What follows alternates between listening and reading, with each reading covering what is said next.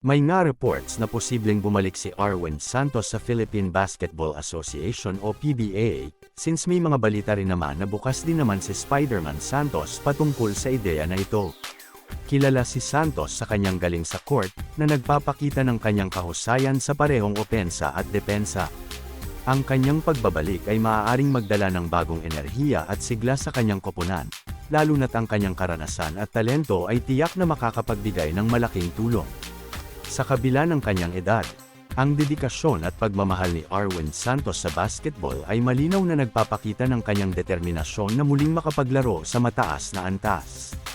Ang mga tanong tungkol sa kanyang pisikal na kondisyon ay natural, ngunit ang kanyang patuloy na pagsasanay at paghahanda ay maaaring magbigay sa kanya ng kinakailangang lakas at kasanayan upang makasabay sa mabilis at matinding laro ng PBA.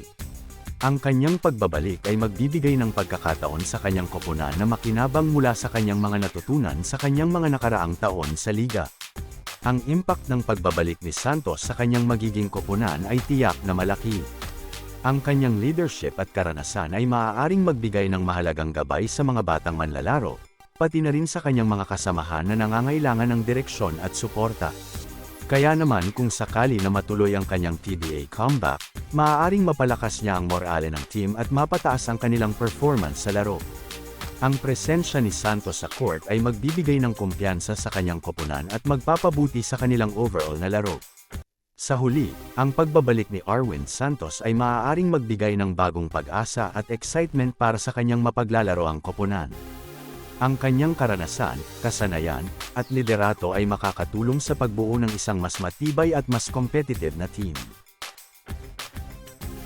Sa kabilang balita naman, may mga reports na may ilang mga SMC teams ang tila nagpapakita ng interes sa big man from Converge na si Gio Ambohot.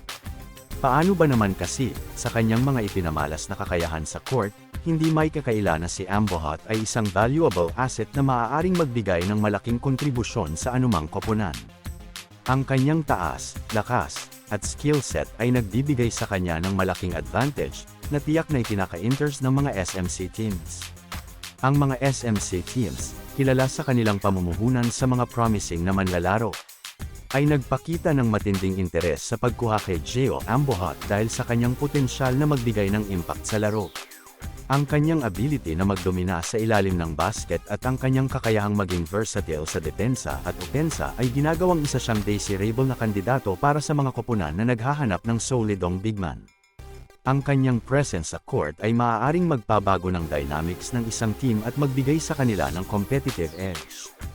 Hindi lamang sa kanyang physical attributes na mumukod tangi si Ambohot, kundi pati na rin sa kanyang mental at strategic na aspeto ng laro. Ang kanyang work ethic at commitment sa kanyang pagpapabuti bilang manlalaro ay nagpapakita ng kanyang seryosong pagtingin sa kanyang karera. Ang mga SMC teams ay tiyak na tinitingnan ang kanyang potential na mag-evolve pa at maging isa sa mga top big men sa liga sa hinaharap. Sa ganitong pagkakataon, ang pagkuha sa kanya ay maaaring maging isang stratehikong hakbang para sa anumang koponan na nagnanais ng long-term na success. Sa kabuuan, ang interes ng mga SMC teams kay Gio Ambohot ay isang malinaw na indikasyon ng kanyang promising na future sa PBA.